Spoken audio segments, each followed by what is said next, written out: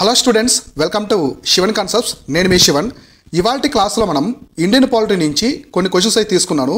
నేను కొన్ని మంచి క్వశ్చన్స్ అనేవి పిక్ చేశాను. వాటిలో నుంచి డిస్కస్ చేస్తాను. దాంతోపాటుగా స్టేట్మెంట్ ఆఫ్ క్వశ్చన్స్ అనమాట. ఈ మధ్య ఎక్కువ ట్రెండింగ్లో స్టేట్మెంట్ ఆఫ్ ప్రశ్నలు ఎంసీక్యూస్ అడుగుతున్నారు కదా, వీటిని ఎలా సాల్వ్ చేయాలి కూడా ఇక్కడ కొన్ని టిప్స్ అనేవి చెప్తాను అనమాట. ఈ టిప్స్ ద్వారా మీకు కొన్ని తెలియకుండా కూడా ఆన్సర్ ఎలా చేయాలి, అలానే పాలిటీ నుంచి క్వశ్చన్స్ అనేవి ఎలా అడుగుతున్నారు, ఎటువంటి ప్యాటర్న్ అడుగుతున్నారు కూడా నేనైతే ఎక్స్ప్లెయిన్ చేస్తాను. కాబట్టి మీకు చాలా క్లారిటీగా ఉంటుంది. ఇక్కడ ఫాలో అవ్వండి. సో ఫస్ట్ మీరు చేయాల్సింది, మన టెలిగ్రామ్ ఛానల్లో ఇంకేమైనా జాయిన్ అవ్వకుంటే డిస్క్రిప్షన్లో లింక్ ఇచ్చాను, అక్కడి నుంచి మన టెలిగ్రామ్ ఛానల్లో జాయిన్ అవ్వండి. మీకు ప్రతిరోజు 7 క్వశ్చన్స్ వరకు పెడుతూ ఉంటాను. అలా న్యూస్ పేపర్ క్లిప్స్ కావచ్చు, కరెంట్ అఫైర్స్ సంబంధించి అన్ని ఇస్తుంటారు. కాబట్టి అప్డేట్స్ అన్ని కూడా ప్రతి ఒక్కరు కూడా జాయిన్ అవ్వండి. డిస్క్రిప్షన్లో దానికి సంబంధించిన లింక్ అనేది ఇచ్చాను. ఫస్ట్ ప్రశ్న చూద్దాము. ఇక్కడ ఫస్ట్ ప్రశ్న ఏంటంటే, which of the following are the unitary features? So unitary features of the Indian constitution. మన భారత రాజ్యాంగంలో మనకి 2 రకాల లక్షణాలు ఉంటాయి భారత రాజ్యాంగానికి. ఒకటి యూనిటరీ అనమాట. సో ఒకటి యూనిటరీ ఉంటుంది. నెక్స్ట్ ఇంకోటి వచ్చేసి ఫెడరల్. So federal feature. ఈ రెంటిలో నుంచి కంపల్సరీ ఒక ప్రశ్న అయితే వస్తూనే ఉంటుంది. ఏ పోటీ పరీక్ష చూడండి, ఆల్టర్నేటివ్ ఇయర్స్లో కానీ ఎప్పుడైనా సరే ఈ రెంటిలో నుంచి ఒక ప్రశ్న వస్తూనే ఉంటుంది. Unitary features, federal features. నేను ఇక్కడ అందుకే ఈ క్లాస్లో 2 తీసుకున్నాను. 2 నుంచి ప్రశ్నలే తీసుకొని మీకు ఎక్స్ప్లెయిన్ చేస్తున్నాను. సో ఇప్పుడు మనము చూద్దాం. ఇక్కడ ఏమి ఇచ్చారు, వీటిల్లో ఏవి అంటే కింద ఇచ్చినవి అడుగుతున్నారు. సో నెక్స్ట్ ఇక్కడ కరెక్ట్ అడుగుతున్నారో రాంగ్ అడుగుతున్నారో చూసుకోవాలి. ఫస్ట్ ఆ స్టేట్మెంట్ చదవగానే ఇమీడియట్గా ఇక్కడికి వచ్చేసేయాలి. సో ఆన్సర్ కరెక్ట్ అడుగుతున్నారు కాబట్టి కరెక్ట్ స్టేట్మెంట్స్ అంటే క్రింది వాటిలో భారత రాజ్యాంగానికి సంబంధించి యూనిటరీ ఫీచర్స్లో ఏవి కరెక్ట్ అని చెప్పేసి అడుగుతూ ఉన్నారు. ఇక్కడ మనం చూద్దాము ఏమేమి ఉన్నాయో. సో ఫస్ట్ చూసుకుంటే సింగిల్ కాన్స్టిట్యూషన్. సో ఒకే ఒక రాజ్యాంగం, కరెక్ట్, ఇది కరెక్టే. తర్వాత ఎమర్జెన్సీ ప్రొవిజన్స్, అబ్జల్యూటీ రైట్. సో ఈ యూనిటరీ ఫీచర్స్లోనే మనకి ఎమర్జెన్సీ ప్రొవిజన్స్ కూడా ఉంటాయి. ఇది కూడా కరెక్ట్ ఆన్సర్ అనమాట. సో తర్వాత చూసుకుంటే ఆల్ ఇండియా సర్వీసెస్ కూడా ఉంటాయి. సో ఆల్ ఇండియా సర్వీసెస్ కూడా యూనిటరీ ఫీచర్స్లో భాగంగానే ఉంటాయి అనమాట. సో మనకి ఆల్ ఇండియా సర్వీసెస్లు ఏవి ఉంటాయి? సో ఆల్ ఇండియా సర్వీసెస్ అంటే మనకి IAS, IPS and Indian forest service అనమాట, ఫారెస్ట్. సో ఈ 3 ఇండియా ఆల్ ఇండియా సర్వీసెస్ నేను చెప్తాను తర్వాత. So integrated election machinery. So correct answer. Integrated election machinery కూడా కరెక్ట్ ఆన్సర్.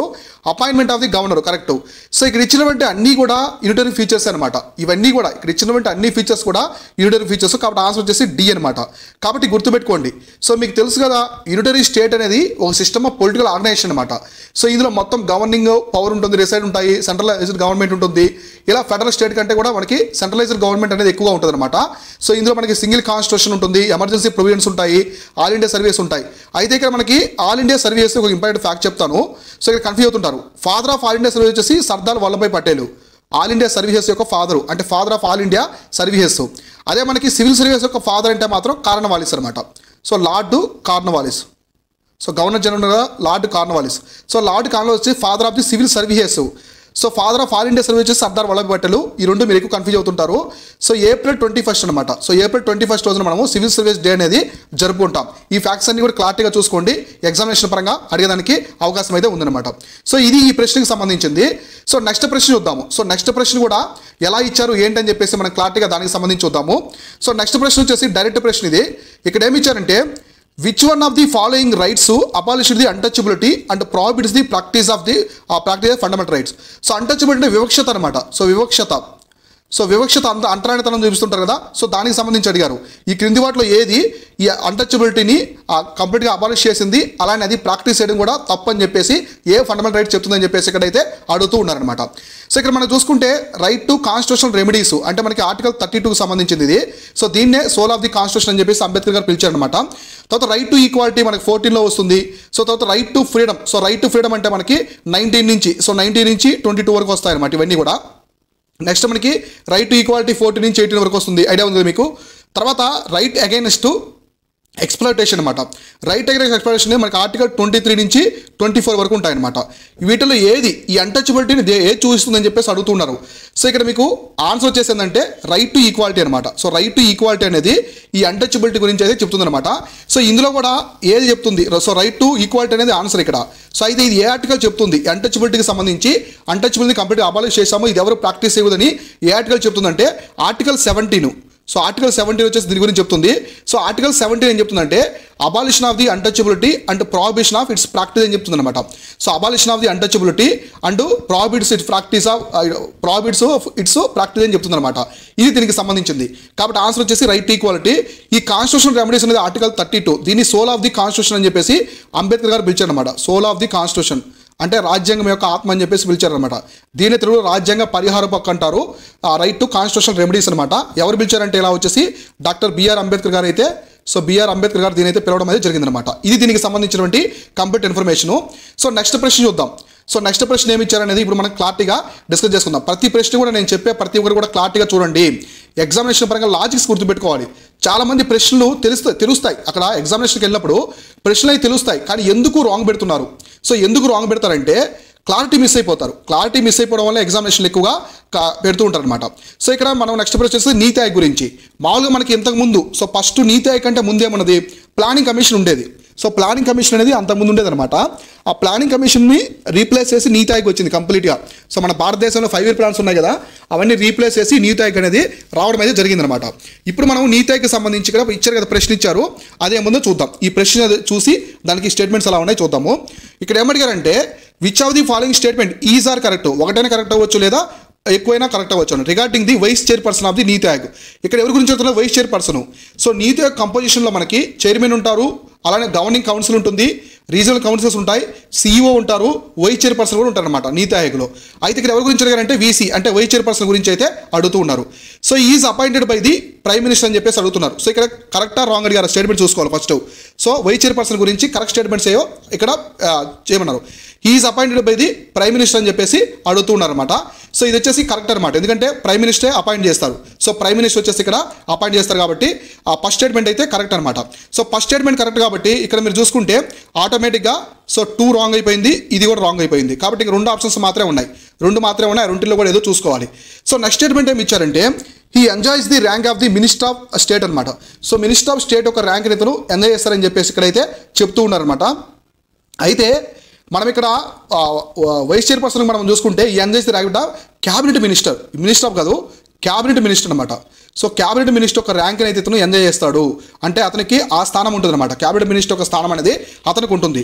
కాబట్టి 2 కూడా రాంగ్, 2 రా కాబట్టి ఆన్సర్ వచ్చేసి ఆటోమేటిక్గా 1. 3 స్టేట్మెంట్ చదవాల్సిన అవసరం లేదు. He change the meeting of regional council wrong, కాబట్టి 1 కరెక్ట్ అనమాట. కాబట్టి ఆన్సర్ వచ్చేసి ఏంటంటే 1 అనమాట. ఈ వైస్ చైర్పర్సన్ని ప్రైమ్ మినిస్టర్ అపాయింట్ చేస్తాడు. ఈ enjoys the rank of the cabinet minister అనమాట, క్యాబినెట్ మినిస్టరు. సో తర్వాత ఇక్కడ అతను రీజనల్ కౌన్సిల్స్కి ఏమి హెడ్గా ఉన్నాడు, అతను నీతి ఆయోగ్ వైస్ చైర్పర్సన్ అనమాట. ఓకేనా, అది కాబట్టి ఇలా చూసుకోవాలి. నీతి ఆయోగ్కి సంబంధించిన కంప్లీట్ ఇన్ఫర్మేషన్ కూడా మీరు క్లారిటీగా చూసుకోండి. సో చైర్పర్సన్ ఎవరు ఉంటారు? నీతి ఆయోగ్ చైర్పర్సన్ వచ్చేసి పీఎం గారు ఉంటారు అన్నమాట, ప్రైమ్ మినిస్టర్ ఉంటారు, ఇది గుర్తుపెట్టుకోవాలి. నెక్స్ట్ మనకి సీఈఓ ఎవరు ఉన్నారు? సో ప్రెజెంట్ మనకి బివిఆర్ సుబ్రహ్మణ్యం కావచ్చు, సుమన్ బెర్రీ కావచ్చు. సీఈఓ ఎవరున్నారు? వైస్ చైర్పర్సన్ ఎవరున్నారు? ఫస్ట్ వైస్ చైర్పర్సన్ నీతి ఆయోగ్ తీసుకొచ్చినప్పుడు 2015లో ఫస్ట్ సీఈఓ ఎవరు, వైస్ చైర్పర్సన్ ఎవరు, ఇవన్నీ కూడా చూసుకోవాలి. అలానే కరెంటు, సో ప్రెజెంట్ వచ్చేసి ప్రెజెంట్ సీఈఓ ఎవరున్నారు, అలానే వైస్ చైర్పర్సన్ ఎవరున్నారు, ఇవి కూడా చూసుకోవాలి. So BVR Subrahmanyam, Suman berry అయితే ఉన్నారు. సో కాబట్టి అవి కూడా చూసుకోండి, ఎగ్జామినేషన్ పరంగా అడిగేదానికి ఆస్కారం ఉంది కాబట్టి ఇట్లా క్లారిటీ చూసుకోవాలి. క్లారిటీ ఎప్పుడైతే మిస్ అయిపోతారో మీరు చదువుకున్న దాంట్లో నుంచి ప్రశ్న కూడా ఆన్సర్ చేయలేరనమాట. ఆ క్లారిటీ అనేది మిస్ అవ్వకూడదంటే నెంబర్ ఆఫ్ టైమ్స్ రివైజ్ చేయాలి. So number of times revise చేస్తేనే అవి మనకి తెలుస్తాయి అనమాట. ఓకేనా, సో నెక్స్ట్ ప్రశ్న చూద్దాము. నెక్స్ట్ ప్రశ్న ఏమి ఇచ్చారో క్లారిటీగా చూద్దాం. సో నెక్స్ట్ ప్రశ్న వచ్చేసి సో ఈసారి ఏమి ఇచ్చారంటే ఫెడరల్ ఫీచర్స్ అనమాట. ఇందాక మనం ఇంటర్వ్యూ ఫీచర్ చూసుకున్నాం కదా, which of the following are the federal features of the Indian constitution. So భారత రాజ్యాంగానికి సంబంధించి ఫెడరల్ ఫీచర్స్ ఏమున్నాయని చెప్పేసి ఇక్కడైతే అడుగుతూ ఉన్నారనమాట. ఇప్పుడు మనం చూద్దాం భారత రాజ్యాంగానికి సంబంధించి ఫెడరల్ ఫీచర్స్ ఏమున్నాయి. ఇందాక ఇంటర్వ్యూ ఫీచర్స్ చూసాం కదా, ఇక్కడ ఫెడరల్ ఫీచర్స్ ఏమున్నాయి, రాంగ్ అడిగారు, రైట్ అడిగారా, నెక్స్ట్ ఇమీడియట్గా చూసుకోవాలి. సో ఇక్కడ కరెక్ట్ అడిగారు, కరెక్ట్ స్టేట్మెంట్స్ అడిగారు. భారత రాజ్యాంగానికి సంబంధించిన ఫెడరల్ ఫీచర్స్లో కరెక్ట్ స్టేట్మెంట్ ఏమడిగారని చెప్పి చూద్దాము. ఇక్కడ మనం చూసుకుంటే ఫస్ట్ డ్యూయల్ పాలిటీ అన్నారు, కరెక్ట్. సో మనకి డ్యూయల్ పాలిటీ ఉంటుంది. సో మన భారతదేశంలో వచ్చేసి డ్యూయల్ పాలిటీ ఉంటుంది, అంటే యూనియన్ గవర్నమెంటు స్టేట్ గవర్నమెంట్, అంటే సెంట్రల్ గవర్నమెంట్ స్టేట్ గవర్నమెంట్ రెండు ఉంటాయి కాబట్టి డ్యూయల్ పాలిటీ అనమాట మన భారతదేశంలో. తర్వాత చూడండి ఇంటిగ్రేటెడ్ జ్యుడిషియరీ అని చెప్పేసి ఇక్కడైతే అడుగుతుందన్నమాట. సో ఇక్కడ ఇంటిగ్రేటెడ్ జ్యుడిషియరీ, ఇండిపెండెంట్ జ్యుడిషియరీ రెండు ఉంటాయి. ఇది రాంగ్, ఎందుకంటే ఇది unitary feature. So integrated judiciary unitary feature. So దీనికి ఒక ఫీచర్ అంటే independent judiciary, independent.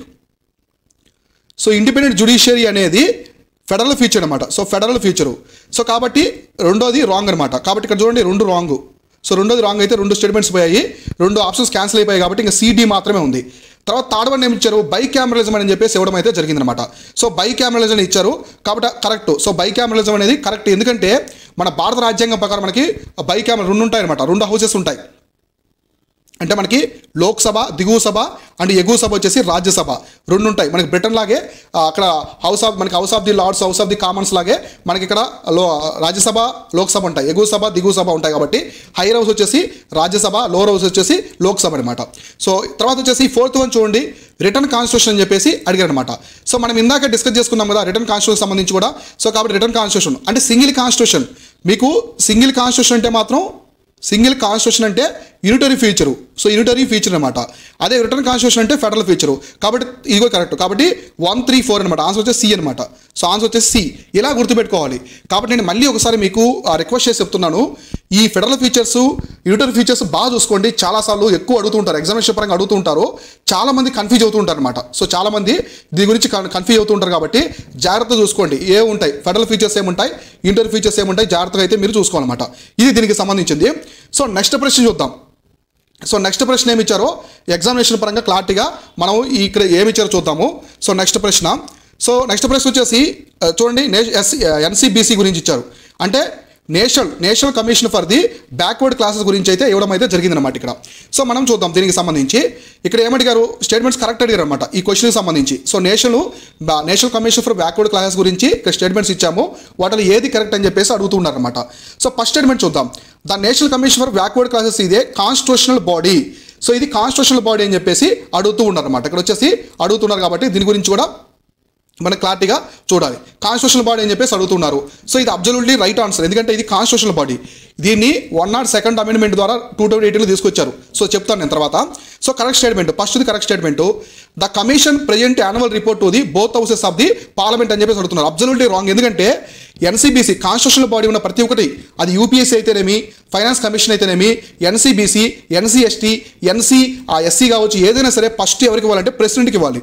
So ప్రెసిడెంట్కి report చేస్తారు వీళ్ళు. ప్రెసిడెంట్కి రిపోర్ట్ ఇస్తారు. ప్రెసిడెంట్ దగ్గర నుంచి పార్లమెంట్కి వెళ్తుంది. ఫస్ట్ ఎన్సీబీసీ దగ్గర నుంచి ఎవరికి వెళ్తుంది, ప్రెసిడెంట్కి వెళ్తుంది. ప్రెసిడెంట్ దగ్గర పార్లమెంటు. ఒకవేళ ఏదైనా స్టేట్కి సంబంధించి ఉంటే స్టేట్స్కి వెళ్తుంది. స్టేట్స్ దగ్గర నుంచి మళ్ళీ పార్లమెంట్కి అయితే వస్తుంది అనమాట. ఇట్లా ప్రొసీజర్ ఉంటుంది. కాబట్టి కాన్స్టిట్యూషనల్ బాడీస్ ఏమున్నా సరే ఆ రిపోర్ట్ మొత్తం కూడా ఫస్ట్ ప్రెసిడెంట్కి వెళ్ళాలి, తర్వాత అక్కడి నుంచే ఎవరికి వెళ్ళాలి, పార్లమెంట్కి అయితే వెళ్తుంది. ఒకవేళ స్టేట్కి సంబంధించి ఏమైనా సబ్జెక్ట్స్ ఉంటే స్టేట్స్ కూడా వస్తాయి అనమాట, స్టేట్ అసెంబ్లీకి కూడా అవి వస్తాయి. కాబట్టి second statement wrong. Second statement wrong కాబట్టి ఫస్ట్ కరెక్ట్ ఆన్సర్ వచ్చేసి 1 అనమాట. సో ఇప్పుడు ఎన్సీబీసీ గురించి మనం కొన్ని ఫ్యాక్ట్స్ అయితే చూద్దాం. సో కొన్ని ఫ్యాక్ట్స్ అనేది చూద్దాం. National commission for backward classes. So దీన్ని ఎప్పుడు తీసుకొచ్చారు, సో దీని వచ్చేసి మనకి 102nd అమెండ్మెంట్ అనమాట. సో 102nd కాన్స్టిట్యూషనల్ అమెండ్మెంట్ 2018 అనమాట. సో 18లో దీన్ని తీసుకోవడం జరిగింది. దీనికి కొత్తగా ఒక ఆర్టికల్ తీసుకొచ్చారు అనమాట. సో ఒక ఆర్టికల్ తీసుకొచ్చారు, అదే 338B అనమాట. సో 338B అని చెప్పేసి ఒక ఆర్టికల్ తీసుకురావడం జరిగింది. సో ఇది కాన్స్టిట్యూషనల్ బాడీ అనమాట. ఇది కాన్స్టిట్యూషనల్ బాడీ. సో అంతకుముందు దీనికంటే ముందు మనకేమన్నాయి, NCST, national commission for STs, scheduled caste, national commission for scheduled caste, scheduled tribe, ఈ రెండు ఉన్నాయన్నమాట. ఇప్పుడు దీన్ని సపరేట్గా తీసుకోవడం జరిగింది, 338Bలో తీసుకోవడం జరిగింది. తర్వాత ఇది రిపోర్ట్ ఎవరికి ఇస్తారంటే డైరెక్ట్గా ప్రెసిడెంట్కి రిపోర్ట్ ఇస్తారు. సో ప్రెసిడెంట్కి డైరెక్ట్గా రిపోర్ట్ అనేది ఇవ్వడం అయితే జరుగుతుందన్నమాట. సో ఆ తర్వాత ప్రెసిడెంట్ దాన్ని 2 హౌసెస్లో పెడతారు. ఒకవేళ స్టేట్కి సంబంధించి ఏమంటే స్టేట్కి పంపిస్తారు, లేకుంటే లేదనమాట. ఇట్లా కాబట్టి ఇది జాగ్రత్త చూసుకోండి. ఈ మధ్య ఎగ్జామినేషన్ ఎక్కువగా కాన్స్టిట్యూషనల్ బాడీకి సంబంధించి అడుగుతూ ఉన్నారు. మన కాన్స్టిట్యూషనల్ బాడీ చూసుకుంటే బీసీ కావచ్చు, ఎస్సీ కావచ్చు, ఎస్టీ కావచ్చు, యూపీఎస్సీ కావచ్చు, ఫైనాన్స్ కమిషన్ ఆర్టికల్ 280 కావచ్చు, ఇట్లాంటివన్నీ కూడా సిఎండిఏజీ కావచ్చు. కాన్స్టిట్యూషనల్ బాడీకి సంబంధించి బాగా చూసుకోండి. ఎక్కువ వార్తల్లో ఉన్నాయి, న్యూస్లో ఉన్నాయి కాబట్టి అడిగేదానికి ఆస్కారం అయితే ఉందన్నమాట. ఇది ఓవరాల్గా దీనికైతే సంబంధించింది అనమాట. సో దీంతో మనకి కంప్లీట్గా ఇవాళ పాలిటీ క్లాస్లో కూడా మనం డిస్కస్ చేసుకున్నాం. పాలిటీ క్వశ్చన్స్ కూడా నెక్స్ట్ ఇంకో సబ్జెక్ట్ తీసుకొని క్లారిటీగా డిస్కస్ చేసుకుందాము. ప్రతి ఒక్కరు కూడా మన శివన్ కాన్సెప్ట్స్ యాప్ని అయితే డౌన్లోడ్ చేసుకోండి. ప్రతి మంత్ కరెంట్ అఫేర్ టెస్ట్ అనమాట. సో కరెంట్ అఫేర్స్ ఉంటాయి కదా, ఈ కరెంట్ అఫేర్ టెస్ట్ అనేవి ఫ్రీగా ప్రొవైడ్ చేస్తాం. సో అందరికీ ఫ్రీగా ప్రొవైడ్ చేస్తాం. ఇందులో 25 నుంచి 30 క్వశ్చన్స్ అనేది మోస్ట్ ప్రిడిక్టబుల్ క్వశ్చన్స్ అనేది తీసుకొని కండక్ట్ చేస్తాం. ఎగ్జామ్ ఫ్రీగా ఉంటుంది మన యాప్లో. డిస్క్రిప్షన్లో లింక్ ఇచ్చాను, అక్కడ డౌన్లోడ్ చేసుకోండి. ఎవరైనా కరెంట్ అఫేర్స్ వీక్గా ఉంటే 199 రూపీస్లోనే మనము కరెంట్ అఫేర్స్ కోర్స్ అని ప్రొవైడ్ చేస్తున్నాం. ఎక్సలెంట్గా ఉంటుంది. లాస్ట్ టీఎస్పీసీ గ్రూప్ 1 2 సార్లు కూడా మనకి 15-16 క్వశ్చన్స్ అయితే రావడం జరిగింది, 2 times కూడా. మొన్న జరిగిన ఏబీపీఎస్సీ గ్రూప్ 2 గ్రూప్ 1 కూడా చాలా క్వశ్చన్స్ అయితే వచ్చాయి. ఎందుకంటే మనం ఎస్పెషల్లీ మల్టిపుల్ సోర్సెస్ నుంచి స్టేట్ పీసీఎస్ కోసమే చేస్తాం. గ్రూప్ 1 గ్రూప్ 2 గ్రూప్ 4 ఎగ్జామ్ కోసమే చేస్తాం. కాబట్టి కరెంట్ అఫేర్స్ చాలా వరకు మీకైతే వర్కౌట్ అవుతాయి. తక్కువ ప్రైస్లో మనం ప్రొవైడ్ చేస్తున్న వీడియో క్లాసెస్ అలానే మ్యాగజైన్ కూడా మన యాప్లో ఉంటాయి చూడండి. సో దీంతో పాటుగా టీఎస్పీసీ గ్రూప్ 1 గ్రూప్ 2 టెస్ట్ సిరీస్లు, మెంటర్షిప్ ప్రోగ్రామ్స్, ఫుల్ కోర్స్ అన్నీ ఉన్నాయి. చాలా మంది ఇప్పుడే జాయిన్ అవుతూ ఉన్నారు. సో మెంటర్షిప్లు కూడా ఆల్రెడీ స్టార్ట్ అయి ఉన్నాయి. సో ఇంకా ఎవరైనా జాయిన్ అవ్వండి. ఎందుకంటే టీఎస్పీసీ గ్రూప్ 1 ఇవన్నీ కూడా చాలా డిఫికల్టీ లెవెల్ అవుతున్నాయి అనమాట. ఎగ్జామ్స్ అనేవి ఇప్పుడు ట్రెండ్ చాలా డిఫికల్టీగా ఉన్నాయి. ఉన్నాయి. ఎవరైతే మెంటర్షిప్స్ ప్రాపర్గా తీసుకొని ముందుకెళ్తారో ఖచ్చితంగా సక్సెస్ సాధిస్తారు. సో మెంటర్షిప్ మన దగ్గర తీసుకోమని చెప్పేసి నేను ఎవరిని ఫోర్స్ చేయట్లేదు. మీకు ఎక్కడ నచ్చినా కూడా తీసుకోండి. ఎందుకంటే కాంపిటీషన్ అనేది ఇంత ముందులో లేదు, హై లెవెల్లోకి వెళ్ళిపోయింది. పేపర్స్ కూడా చాలా డిఫికల్టీగా వస్తున్నాయి, క్లమ్జీగా వస్తున్నాయి కాబట్టి, లెంతీగా ఉంటున్నాయి కాబట్టి మెంటర్షిప్ తీసుకోండి, మీకు చాలా హెల్ప్ అవుతుంది. సో మన మెంటర్షిప్ అనేది సబ్జెక్ట్ మీద గ్రిప్ తీసుకొని తక్కువ టైంలోనే బిగినర్స్ మీద బాగా ఫోకస్ చేసి ప్రిలిమ్స్ క్లియర్ చేయించడమే గ్రూప్ 1కి సంబంధించి మెయిన్ ఆబ్జెక్టివ్ అనమాట. గ్రూప్ 2 వాళ్ళకి ఫైనలిస్ట్ వాళ్ళ పేరు ఉంచడం మెయిన్ ఆబ్జెక్టివ్. మనమైతే ముందుకెళ్తూ ఉన్నాం. సో మన యాప్ అయితే డౌన్లోడ్ చేసుకోండి, టెలిగ్రామ్ ఛానల్ కూడా జాయిన్ అవ్వండి. మన యాప్లు అన్నీ ఒకసారి ఎక్స్పోర్ట్ చేయండి, అఫోర్డబుల్ ప్రైస్లో ఉంటాయి. హై క్వాలిటీ కంటెంట్ మీకు పెద్ద పెద్ద ఇన్స్టిట్యూట్స్ ఏ విధంగా ప్రొవైడ్ చేస్తాయో అదేవిధంగా మనం కూడా హై క్వాలిటీ కంటెంట్ మీకైతే ప్రొవైడ్ చేస్తున్నాం కాబట్టి చూడండి, మీకు చాలా అఫోర్డబుల్గా ఉంటాయి. హైదరాబాద్ రాయనటువంటి ప్రతి ఒక్కరు కూడా ఆన్లైన్లో మన కోర్సులు అన్నీ ఉంటాయి కాబట్టి మీకు చాలా వరకు హెల్ప్ అవుతాయి. ఇది దీనికి సంబంధించింది. Keep watching, keep learning. నేను మీ Shivan, signing off. Thank you so much.